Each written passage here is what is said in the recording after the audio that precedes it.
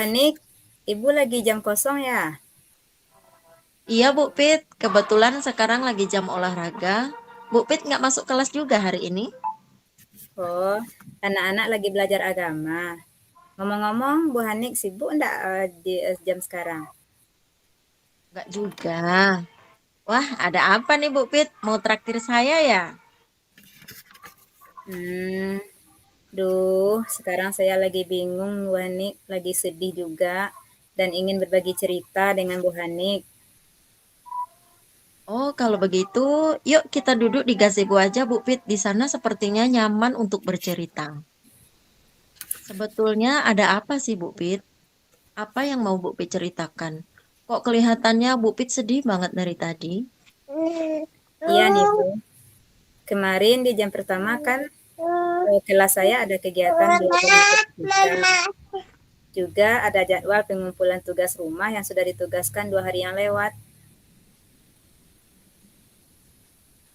Bukankah anak-anak kita sudah terbiasa ya, Bu Pit, dengan tugas seperti itu? Terus yang mengganggu mood Bu Pit apa? Begini Bu Hanik, jadi sewaktu mengumpulkan tugas, ada 2 orang anak yang tidak mengumpulkan dengan alasan lupa, karena kemudian bermain sampai maghrib. Karena saya emosi mendengar jawabannya, maka kedua anak tersebut saya usir keluar kelas, disuruh pulang saja untuk menjemput orang tuanya. Tetapi rupanya anak ini tidak pulang, malah bermain di jalan, hampir ditabrak kendaraan, sehingga ibu kepala sekolah memarahi saya di hadapan anak-anak. Oh, begitu. Jadi Ibu merasa tidak nyaman dengan kejadian tersebut ya?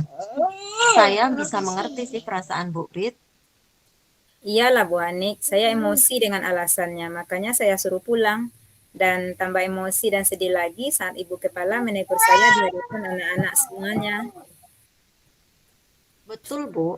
Kadang-kadang anak yang tidak mengerjakan tugas membuat kita emosi. Mungkin kepala sekolah refleks aja ketika menegur ibu karena situasinya lagi berbahaya bagi anak-anak kita. Kira-kira apa yang ibu harapkan dari diskusi kita hari ini? Ya, saya ingin lebih plong Bu Hanik setelah mengeluarkan unek-unek saya. Dan tentunya saya berharap ada solusi dari masalah yang saya hadapi ini. Biasanya sih memang begitu, Bu Pit. Kalau kita sudah bercerita, kita merasa lebih tenang, lebih plong. Waktu kejadian tersebut, apakah Ibu sudah memastikan anak-anak kita langsung pulang ke rumah dan menjelaskannya kepada orang tua? Oh, waktu itu saya hanya menyuruh pulang Bu Hanik. Karena rasa-rasanya mereka tidak akan main-main di jalan. Pas kejadian, saya langsung jelaskan kepada kepala sekolah, tetapi beliau langsung memarahi saya, Bu Hanik. Kira-kira kenapa ya? Apakah hanya karena anak hampir ditabrak atau ada hal lain ya kira-kira ya Bu Pit? Begini Bu Hanik, sewaktu ditegur tersebut, saya juga agak emosi, Bu. Saya menjawabnya dengan sedikit emosi dan berlalu begitu saja. Saya juga tidak minta maaf atas kelalaian saya yang tidak memikirkan keselamatan anak-anak, Bu Hanik. Betul Bu, mungkin itu yang membuat beliau marah. Mungkin beliau juga merasa kalut dengan kejadian itu. Saya pikir juga begitu, Bu Hanik. Kalau begitu, apa yang sudah Ibu lakukan untuk memperbaiki hal ini? Iya, tadi saya berkunjung ke ruangan beliau, tapi beliau lagi ada rapat di Dinas Pendidikan. Saya sudah mencoba menghubungi beliau melalui telepon dan WA, tapi sampai saat ini belum ada respon sama sekali dari Ibu Kepala. Oh, jadi begitu. Sudah mencoba menghubungi beliau ya. Selain itu, apalagi yang sudah Ibu Pit lakukan?